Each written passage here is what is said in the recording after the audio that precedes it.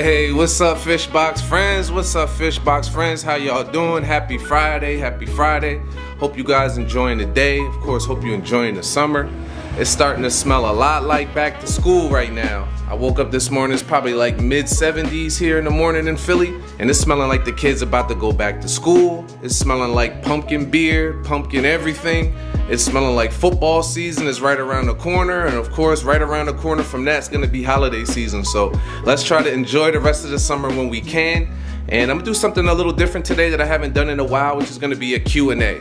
And I've been getting a lot of questions. People have been leaving comments in the videos, which you can definitely continue to do that. People have been calling into the store, emailing the store, doing consultations and asking me these questions. Speaking of consultations, link in the description for that.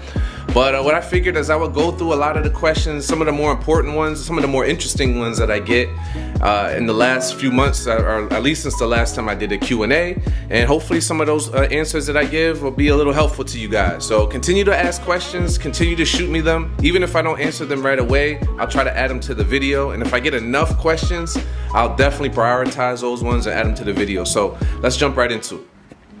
All right, what's up, Fishbox friends? So before I get into the questions, I want to talk about the questions that I'm going to answer today. So I got my iPad here all queued up so I know what I'm talking about. What insurance do I use? What's the biggest mistake that people are making that I've seen from doing consultations and just comments online? How to know if and when it's time to leave your job and go full-time at your mailbox store? How long will it take before you start seeing a significant profit from your mailbox store business? Do I get tips? And how do you choose the best location? So grab a cup of coffee, sit back, wait till the end so I can answer all these questions for you, and let's jump right into it. So the first question, what insurance do I use? So let's just back up a little bit.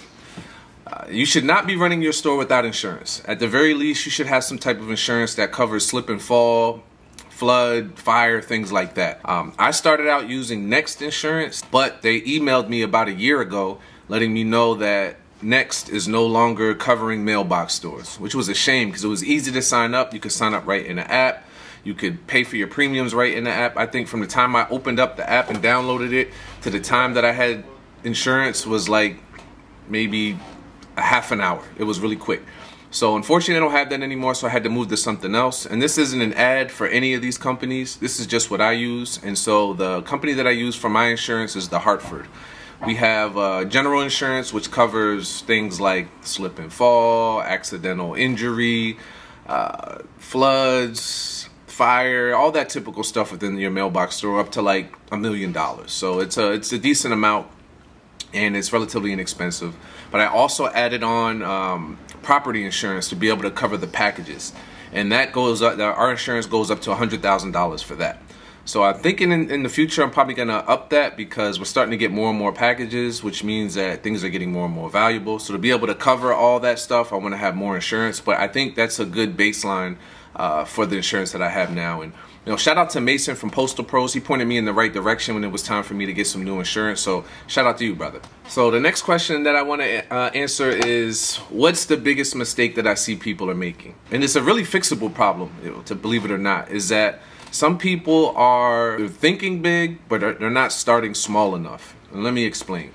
When we first got started, I had a vision of having 50 mailbox stores, one in every state in the United States of America. And of course, I had to start with one store. My store was 400 square feet, and 20 square feet of that was a bathroom. So I roughly had about 380 square feet of usable space.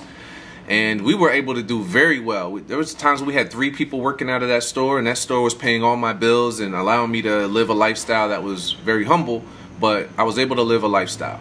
So when people approach me and they say, hey, Napoleon, I got this mailbox store that I'm looking at, 10,000 square feet, I'm just thinking that's way too big. Remember, we're not a storage facility, right? You don't have to store packages here for years and years and years. On average, and I looked at the data, customers come pick up their packages within 72 hours. Most of them a lot quicker than that. We have customers that when packages show up, as soon as I scan them, they're walking down the street to pick them up. And then when FedEx shows up, they come back. And then when UPS shows up, they come back. So this isn't like a storage facility. When customers get that new iPhone in, they want to come into your store and pick it up as quickly as possible. So you just need enough space to hold about 72 hours worth of packages. And remember, you can always upgrade. If your business grows, you can get more space. But don't lock yourself into a 3, 4, 5-year lease for paying $10,000 a month when that's not what you need right away. I think people should think a little bit smaller, which is great because it's a lot easier to find smaller office space than it is to find bigger office space. And finding smaller office space means you're going to pay less rent, which is going to make your runway a lot longer, and you want to last in this game as long as you can. But there's and this isn't financial advice, this is how I knew that I was ready. One, I felt it in my heart, and I really believed in what it is that I was doing. So if you're kind of on the fence, oh, is this what I want to do? Is this not what I want to do? I would say you're probably not ready yet. You have to have full conviction that this is what you want to do, that this is your life's work and your life's mission. That's how I felt, even though I wasn't quite ready financially to pursue it full time. A good way to know also is when you're just busting at the seams. I remember working at my 9 to 5 and then coming home and then working at Fishbox and moonlighting in that way. It was just so much that it was impossible for me to do both. I had to make a decision at that time. And I would advise a lot of you make decisions that way. And this can apply to anything, not just whether you want to go full-time at your own store, but whether you want to open up another one, whether you want to hire somebody else, whether you want to offer other services. You want to wait till you're busting at the seams so that there's no possible way that you can do both things. If you can still work and you can still run your mailbox store, I would say do both if you can. If you can run your mailbox store by yourself and you don't necessarily need someone else, but you want someone to make, for your ego or whatever, I would say stick to just you right now. I hired Jonathan because there was no possible way for me to handle packages by myself. I hired Francisco during holiday season because there was no possible way. I moved to this store here, this location from the old one, because there was no possible way that I could fit packages in the other one. I quit my job full time because there was no possible way. So if you're on the fence and you're thinking about it, just consider whether you can still do it or not, or whether you just don't like your job. Another question I get, which I think is a great and a fair question, is how long will it be before I start seeing a profit? And unfortunately, this is all going to depend. It's going to depend where you are physically and where you are in life.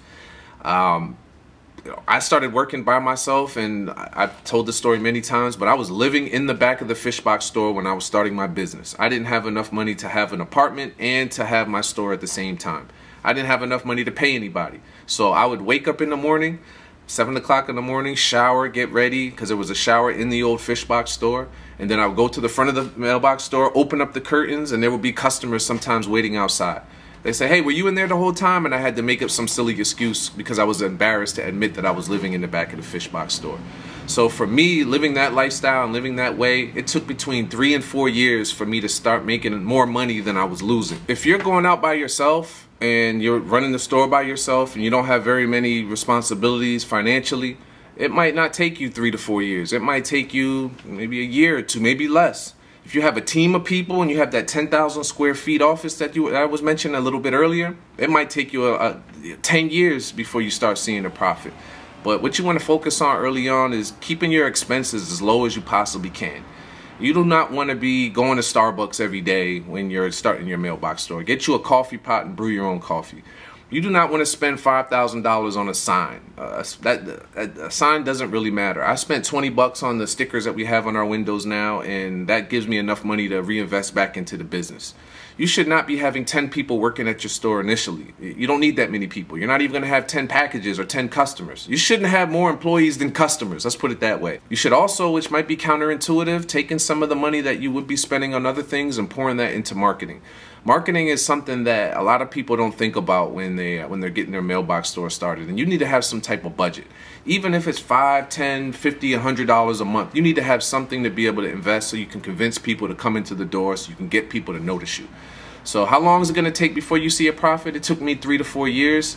If I did it all over again, knowing what it is that I know now and watching all my videos and speaking to other people in the mailbox store community, I seriously believe that I could do this in a year, maybe 2 years, and I could be able to turn a profit that way. So really quickly, do I get tips? Believe it or not, I do. Sometimes customers come in and they pick up packages and they'll just leave a cash tip. Some customers will cash at me and Venmo me, which I think is great.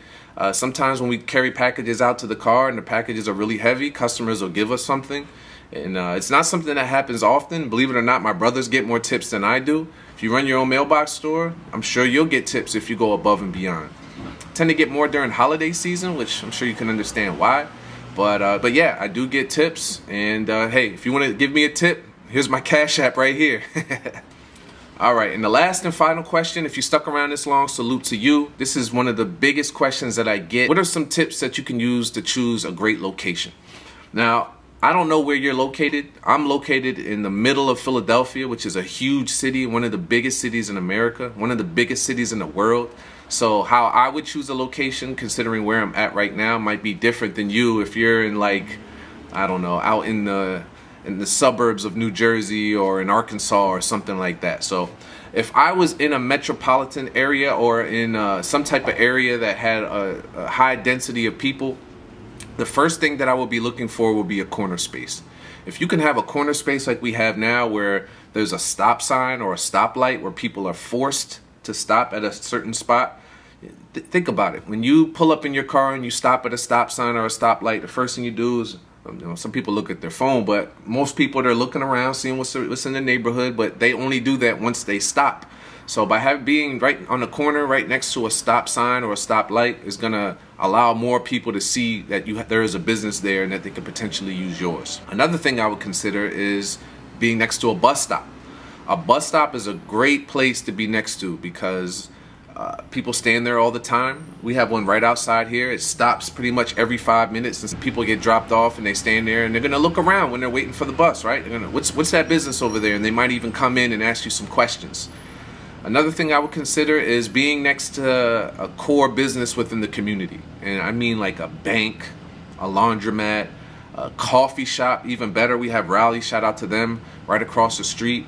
By being across the street from that coffee shop, I would say half the neighborhood gets their coffee from there. And if they're going there, they're usually walking there, which means they're in the neighborhood, which means they're probably getting packages delivered here and they're probably getting them stolen.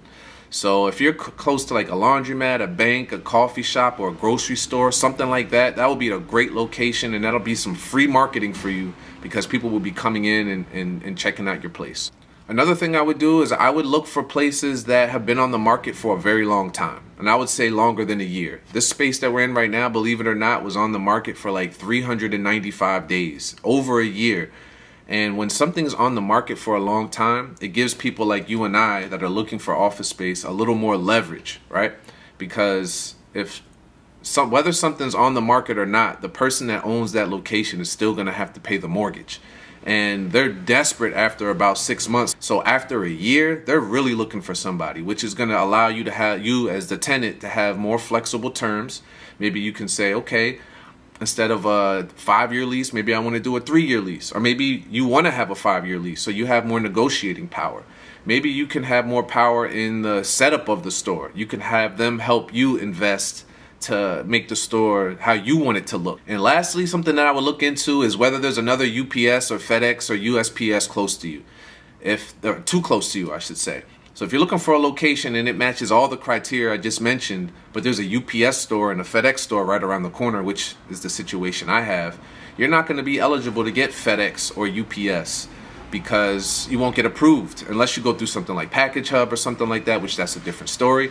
But if you're looking to do this on your own and you're looking to open up your store and you're looking to launch Postalmate, and then all of a sudden you realize you can't get approved for UPS or FedEx, that's going to impact your business. So you definitely want to do your research to find out what other businesses are close by that have been approved for UPS and FedEx shipping status, and make sure you're as far away from them as possible. I would even, before you even open up your store, I would contact UPS and FedEx to see if the location you're thinking about is eligible to be approved for those shippers. Because if not, from what I've heard and for what I'm experiencing, by not having FedEx and UPS, you're going to limit yourself on how much money you can make from your pack and ship store. Alright guys, well, I hope you enjoyed this episode. I hope you guys learned something. Don't forget to comment, like, and subscribe, and I'll see you on the next one. Peace.